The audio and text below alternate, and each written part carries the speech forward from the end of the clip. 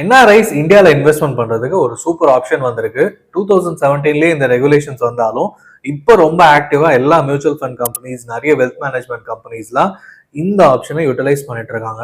ஏன்னா ஈஸியா ஃபாரின் மணி உள்ள வர முடியும். ஸோ யூஸ்வலா இந்த என்ஆர்ஐஸ்லாம் பார்த்தீங்கன்னா ஃபிக்ஸட் டெபாசிட் போடுவாங்க, பேங்க்ஸ் தான் டார்கெட் பண்ணுவாங்க, அண்ட் இன்சூரன்ஸ் கம்பெனிஸ் டார்கெட் பண்ணுவாங்க. இப்போ ஒரு நல்ல இன்வெஸ்ட்மெண்ட் ஆப்ஷன்ஸ் இருந்ததுன்னா அவங்களும் இந்த என்ஆர்ஐஸை டார்கெட் பண்ண முடியும். ஏன் டார்கெட் சொல்றேன்னா, நல்ல இன்வெஸ்ட்மெண்ட் ஆப்ஷன். யூஸ்வலா இன்சூரன்ஸ்ல பாத்தீங்கன்னா உங்களுக்கு ஃபிக்ஸட் டெபாசிட் அந்த ட்ரெடிஷ்னல் பாலிசிஸ் மாதிரி கிடைக்கும். அண்ட் ஃபிக்ஸட் டெபாசிட்டா இருந்தாலும் 6-7% இல்லை 8%க்கு மேல கிடைக்காது. ஸோ இவங்கெல்லாம் வந்து எனக்கு ஃபிக்ஸட் ரிட்டர்ன்ஸ் வந்தா போதும் அண்ட் ஃபாரின் கரன்சி கன்வர்ஷன்ஸ் இதுல வந்து ஒரு பர்சன்டேஜ் வரும். ஸோ ஹாப்பியா ஒரு 8-9% அதுக்கு மேல ரிட்டர்ன்ஸ் வரதுக்கு வாய்ப்புகள் ரொம்பவே கம்மி. இல்ல மிஞ்சி போனா யூலிப் பாலிசிஸ் இன்வெஸ்ட்மெண்ட் பண்ண முடியும். அண்ட் ரியல் எஸ்டேட் இதெல்லாம் வந்து அடுத்த லெவல் ஆஃப் இன்வெஸ்டர்ஸ்க்கு தான் யூஸ்ஃபுல்லா இருக்கும். பட் மியூச்சுவல் ஃபண்ட்ஸ் மூலமா நீங்க என்ஆர்ஐஸும் இன்வெஸ்ட்மெண்ட் பண்ண முடியும்ன்றது தான் ஒரு நல்ல ஆப்ஷன். நான் சொல்றது கிஃப்ட் சிட்டி. ஏன் இந்த கிஃப்ட் சிட்டி இப்போ ஒரு பெரிய விஷயம்? Mutual funds already NRIs investment பண்ணலாமே அப்படின்னா கரண்ட் இஷ்யூஸை நான் சொல்லிடுறேன். ஒரு கரண்டா ஒரு இங்க இருக்கிற என்னோட இன்வெஸ்டர், அவரோட son and newly married couple, அவங்க டாட்டர் இன் லாவை வந்து இன்வெஸ்ட்மெண்ட் பண்ணணும் அப்படின்னு சொன்னாரு. யூகேல இருக்காங்க. அவங்க இன்வெஸ்ட்மெண்ட் பண்றது டாக்குமெண்டேஷன்ஸ் எல்லாம் கொடுத்துட்டு சைன்லாம் நேர்ல இந்தியாவில் இருக்கும்போது வாங்கியாச்சு. சப்மிட் பண்ண பிறகுதான் இஷ்யூஸ் தெரியுது. என்னன்னா அவரோட பாஸ்போர்ட்ல அவரோட ஃபர்ஸ்ட் நேம் லாஸ்ட் நேம் வந்து மாறி இருக்கு. ஏன்னா பாஸ்போர்ட்ல ஒரு மாதிரி இருக்கு, பேங்க் அக்கௌண்ட்ல வேற மாதிரி இருக்கு. அந்த அவங்க அப்பாவோட பேரை வந்து ஷார்ட் ஃபார்ம்ல இனிஷியலா வச்சிருக்காரு, பேங்க்ல போனீங்கன்னா ஃபுல் ஃபார்மா இருக்கு. அண்ட் இவர் என்ஆர்ஐயா மாறினதுனால பாஸ்போர்ட்ல என்ன இருக்கோ அந்த பேர் தான் வரும்ட்டாங்க. பட் இந்த மாதிரி ஒவ்வொரு டாக்குமெண்ட்லயும் வேற வேற பேர் இருக்கிறதுனால அது எடுத்துக்க மாட்டோம். ஈவந்தோ அவரு தான் சொன்னாலும் பண்ண முடியாதுன்ட்டாங்க. பேங்க்லயும் வந்து ஆதார் படி இருக்காது. ஏன்னா பேன் அண்ட் ஆதார் ஒரு மாதிரி இருக்கு, பாஸ்போர்ட்ல வேற மாதிரி இருக்கு. ஸோ என்ஆர்ஐயா பாஸ்போர்ட் சப்மிட் பண்ணி ஆகணுன்றதுனால பாஸ்போர்ட்ல இருக்கிற டாக்குமெண்ட் ஒத்து போகாதனால அவரால் இன்வெஸ்ட்மெண்ட்டே பண்ண முடியல. ஸோ அது அப்படியே நின்று போச்சு. அது இல்லாம இப்போ இந்தியால வரும்போது சிக்னேச்சர் பண்ணணும். அஸ் வெல் அஸ் சில ஏஎம்சிஸ்லாம் பாத்தீங்கன்னா இந்தியாவில் இருக்கும் போது மட்டும்தான் அந்த என்ஆர்ஐ இன்வெஸ்ட்மெண்ட் பண்ண முடியும்வாங்க. அது மட்டும் இல்லாமல் மேக்ஸிமம் பார்த்தீங்கன்னா யூஎஸ் கனடாவில் இருப்பாங்க. யூஎஸ் கனடாவுக்கு வந்து டபுள் டாக்ஸேஷன் அவாய்டன்ஸ் ட்ரீட்டி போட்டிருப்பாங்க. பட் இருந்தாலும் நிறைய மியூச்சுவல் ஃபண்ட் ஏஎம்சிஸ் வந்து யூஎஸ் கனடா ரெஸ்ட்ரிக்ஷன்ஸ் உண்டு. ஒரு 7-8 கம்பெனி தான் வந்து டைரக்டா அக்செப்ட் பண்றாங்க. கிட்டத்தட்ட 47 மியூச்சுவல் ஃபண்ட் கம்பெனிஸ் இருந்தாலும் 7-8 கம்பெனி தான் இந்த இன்வெஸ்ட்மெண்ட்ஸ் வாங்க முடியும். ஸோ இந்த கிஃப்ட் சிட்டியில பார்த்தீங்கன்னா எல்லாமே டிஃப்ரெண்ட். அதாவது இந்தியன் மியூச்சுவல் ஃபண்ட் இண்டஸ்ட்ரி கீழே வராது, இந்தியன் ரெகுலேஷன்ஸ் கீழே வராது. டைரக்டா கிஃப்ட் சிட்டியில ரெகுலேஷன்ஸ், அதுக்குன்னு ரெகுலேட்டரி அத்தாரிட்டி கிஃப்ட் சிட்டியில இருக்கு. இது என்ன கிஃப்ட் சிட்டி அப்படின்னு பாத்தீங்கன்னா ஃபாரின் இன்வெஸ்ட்மெண்ட்ஸ்லாம் அந்த கண்ட்ரிக்குள்ள வாங்குறதுக்கு அண்ட் குளோபல் டைவர்சிபிகேஷனுக்காக ஆரம்பிச்சது. சிங்கப்பூர்ல ஆல்ரெடி இருக்கு, துபாயில் ஆல்ரெடி இருக்கு. ஸோ ஃபாரின் இன்வெஸ்டர்ஸ்ல வந்து துபாயில் இன்வெஸ்ட்மெண்ட் பண்றதுக்கு அண்ட் உலகளாவிய இன்வெஸ்ட்மெண்ட் எடுத்துட்டு போறதுக்காக துபாயில் இருக்கு. அண்ட் சிங்கப்பூர் வந்து ஒரு ஃபினான்ஷியல் ஹப்ன்றதுனால அங்கேயே ஆரம்பிச்சாங்க. ஸோ இந்தியாவில் இந்த மாதிரி ஒன்று ஆரம்பிக்கணும்னு ரொம்ப வருஷமா பேசி 2017 ஆப்ரேஷனல் ஆகி இப்போ நிறைய ஏஎம்சிஸ் வந்து ஒரு ஆஃபீஸ் செட்டப் பண்ணிட்டு இருக்காங்க. நிறைய ஃபினான்ஷியல் இன்ஸ்டிடியூஷன்ஸ், இப்போ ஸ்டாக் மார்க்கெட் கம்பெனிஸும் பார்த்தீங்கன்னா வெல்த் மேனேஜ்மெண்ட் கம்பெனிஸும் அங்கே ஒரு ஆஃபீஸ் செட்டப் பண்ணி அங்க இருக்கிற ரெகுலேஷன்ஸ் கீழே கொண்டு வந்தா மட்டும்தான் அவங்க கிஃப்ட் சிட்டி ஆப்ஷன் யூட்டிலைஸ் பண்ணிக்க முடியும். எல்லாருமே தனியா செட்டப் பண்றாங்க அப்படின்னா அதுல ஏதோ ஒன்று இருக்கும் இல்லையா? For example axis mutual fund, Tata, இவங்க எல்லாமே பார்த்தீங்கன்னா ஆதித்யா பிர்லா மியூச்சுவல் ஃபண்ட் ஒவ்வொருத்தரா உடனே லான்ச் பண்றாங்க. அங்க ஆஃபீஸ் செட்டப் பண்றது மூலமா என்ஆர்ஐஸ் வந்து இந்த கேஒய்சி இஷ்யூஸை ஃபர்ஸ்ட் அவாய்ட் பண்ண முடியும்.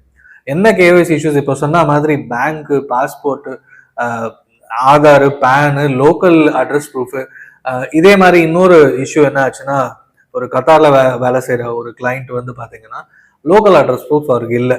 ஸோ கம்பெனிலையும் அட்ரஸ் ப்ரூஃப் கிடைக்கல. ஸோ அதனால வந்து அவரால் இன்வெஸ்ட்மெண்ட் பண்றது ரொம்பவே தள்ளி போயிடுச்சு. ஸோ இந்த மாதிரி இஷ்யூஸ் எல்லாமே அவாய்ட் பண்ண முடியும்.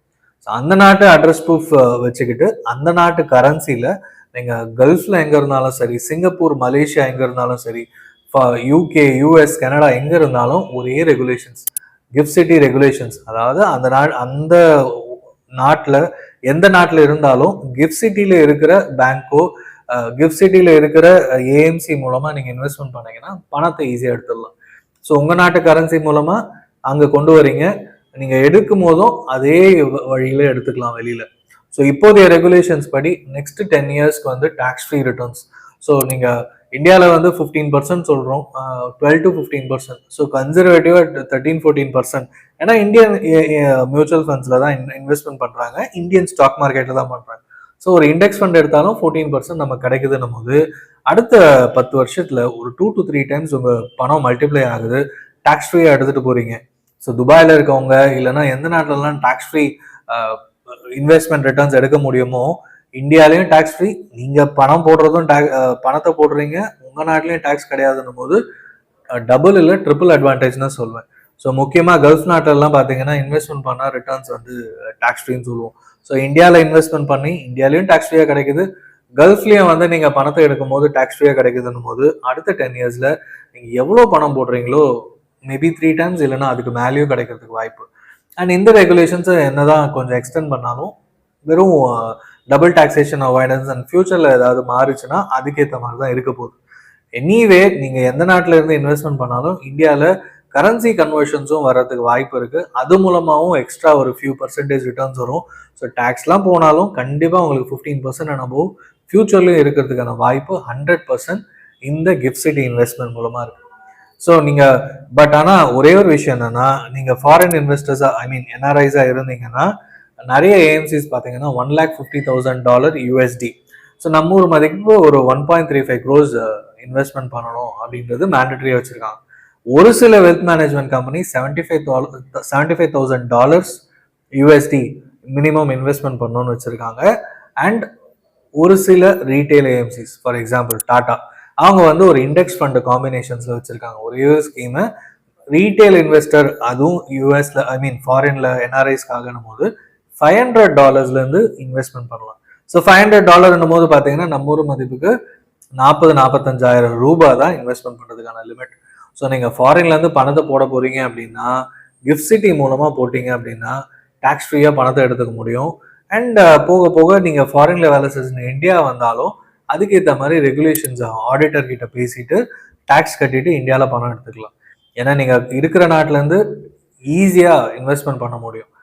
அண்ட் ப்ராசஸ் பார்த்தீங்கன்னா ஏற்கனவே சொன்ன மாதிரி உங்கள் நாட்டில் இருக்க பேங்க் அக்கௌண்ட், நீங்கள் Singapore dollar, Australian dollar, UK pound, sterling, இல்லைன்னா யூரோப்பியன் யூரோஸு, யூஎஸ் டாலர்ஸ், இல்லைன்னா கெனடியன் டாலர்ஸ், எந்த கல்ஃபில் இருக்க திராம்ஸ், தினார், எதில் வேணால் இன்வெஸ்ட்மெண்ட் பண்ணலாம். நீங்கள் பணத்தை எடுக்கிறதும் அந்த நாட்டு கரன்சிலேயே எடுத்துக்கலாம்.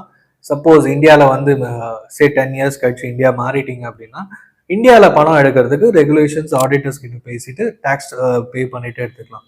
எனிவே உங்களுக்கு வந்து கரன்சிகளையும் அதிகமாக போகுது, இன்வெஸ்ட்மெண்ட்டும் இந்தியன் ஸ்டாக் மார்க்கெட்டு, அண்ட் பணத்தை எடுக்கும் போது நீங்கள் அந்த கரன்சியில் வர ப்ராஃபிட்டை வந்து டாக்ஸாக கட்டிட்டீங்கன்னா உங்களுக்கு ஈஸி பெனிஃபிட்ஸும் கிடைக்கிறதுக்கான வாய்ப்புகள் கண்டிப்பாக இருக்கு. சரி, இந்த 5 முக்கியமான பெனிஃபிட்டு நீங்கள் இந்த கிஃப்ட் சிட்டி மூலமாக இந்தியன் இன்வெஸ்டர்ஸ்க்கும் இருக்குது அண்ட் என்ஆர்ஐஸ்க்கு பர்டிகுலராக இருக்குது. ஒன்று வந்து ஆக்சஸ் டு குளோபல் மார்க்கெட், நீங்கள் இந்தியன் ஸ்டாக் மார்க்கெட் மூலமாக போடலாம். அண்ட் ஃபாரின்ல இருக்கிற ஐ மீன் யூஎஸ்லேயோ யூகேலையோ இல்லை எந்த நாட்டில் இருக்கிற பெஸ்ட் ஃபண்ட்ஸ்ல இன்வெஸ்ட்மெண்ட் பண்ணுற ஆப்ஷன்ஸ் நிறைய மியூச்சுவல் ஃபண்ட் ஏஎம்சிஸ் கொடுத்துருக்காங்க, வெல்த் மேனேஜ்மெண்ட் கம்பெனிஸ் கொடுத்துருக்காங்க. இன்னொன்று ரெண்டாவது முக்கியமான பாயிண்ட் டாக்ஸ் அட்வான்டேஜ். அதாவது டாக்ஸ் அட்வான்டேஜ்னும் போது சொன்ன மாதிரி எந்த நாட்டிலேருந்து போடுறோம் அந்த நாட்டில் மட்டும்தான் டாக்ஸ் கட்ட போறீங்க. இந்தியாவில் இருந்து இந்த கிஃப்ட் சிட்டி மூலமாக பண்ணுற பணத்துக்கு டாக்ஸ் ஃப்ரீ ரிட்டர்ன்ஸ் உங்களுக்கு கிடைக்கும். அண்ட் குளோபல் டைவர்சிஃபிகேஷன், நீங்கள் இந்தியாவில இருந்து உலகத்துக்கு ஃபுல்லாக இன்வெஸ்ட்மெண்ட் பண்ண முடியுமா அப்படின்னா இந்த ஆப்ஷன் மூலமாக பண்ண முடியும். நாலாவது முக்கியமான பாயிண்ட் வந்து ஃபாரின் கரன்சியில் இன்வெஸ்ட்மெண்ட் பண்ணலாம். ஸோ நீங்கள் இந்தியாவில் ருப்பியில தான் பண்ணணும், அப்புறமா எடுக்கும் போது என்ன இஷ்யூஸ்னு இல்லாமல் எந்த நாட்டில் இருக்கீங்களோ அந்த நாட்டிலேருந்து போட்டுட்டு, சப்போஸ் நிறைய பேர் பார்த்தீங்கன்னா ஃபாரினில் போயிட்டு செட்டில் ஆகிருப்பாங்க. HNIs வந்து நிறைய பேர் வெளிநாட்டில் போய் செட்டில் ஆகுறாங்க. அதை பற்றின டீட்டெயில்ஸும் நம்ம சொல்ல போகிறோம் அதில். ஸோ அவங்கெல்லாம் அந்த நாட்டிலேருந்து பணத்தை போட்டுட்டு அந்த நாட்டு கரன்சிலேயே பணத்தை எடுத்துக்கலாம். ஃபைனலாக பார்த்தீங்கன்னா ஃபியூவர் ரெகுலேட்டரி அடல்ட்ஸ், அதாவது செபி இதெல்லாம் இல்லாமல் IFSCA அதாவது கிஃப்ட் சிட்டி ரெகுலேஷன்ஸ் கீழே வர்றதுனால ஆட்டோமேட்டிக்காக பார்த்தீங்கன்னா அந்த ரெகுலேட்டரி ஹர்டல்ஸ் ஈஸியாக ரொம்பவே கம்மி. இருந்தாலும் உங்களுக்கு ஏதாவது இஷ்யூஸ் இருந்ததுன்னா உடனே சார்ட் அவுட் பண்ணிடுவாங்க. ஏன்னா இதை ஹேண்டில் பண்ணுறது ஃபாரின் என்ஆர்ஐஸ்க்காக மட்டும்தான். அண்ட் இதில் இன்னொரு பெரிய அட்வான்டேஜ், என்ஆர்ஐஸும் பண்ணலாம், ஃபாரின் நேஷனல் இந்தியன் சிட்டிசனாக தான் இருக்கணும்னு அவசியம் இல்லை. ஃபாரின் நேஷனல்ஸாக ஆகிட்டீங்கனாலும் OCA இருந்தாலும் சரி, இந்தியன் சிட்டிசன்ஷிப் விட்டாலும் நீங்கள் வந்து இந்தியாவில் இன்வெஸ்ட்மெண்ட் பண்ண முடியும். ஏன்னா நிறைய பேர் ஃபாரின் டிஐஏன்றது டொமஸ்டிக் இன்ஸ்டிடியூஷன் இன்வெஸ்டர்ஸ், இல்லை எஃப்ஐஏ ரூட், இல்லை எஃப்டிஐ ரூட். இதெல்லாம் இல்லாமல் சிம்பிளாக எனி நேஷனல் வந்து இந்தியாவில் இன்வெஸ்ட்மெண்ட் பண்ணுறதுக்காக தான் இந்த gift city. So NRI, foreign national யார் வேணா இந்தியாவில் முதலீடு பண்ணலாம். அந்த ரெகுலேஷன்ஸ் வந்து கிஃப்ட் சிட்டியில் இருக்கு அண்ட் பணத்தை எடுத்துகிட்டு போகலாம். ஸோ டேக்ஸ் பிரச்சனை, இந்தியாவில் ரெகுலேட்டரி ஹர்டல்ஸ் இருக்கும், இதை பற்றிலாம் கவலையே பட வேணாம்.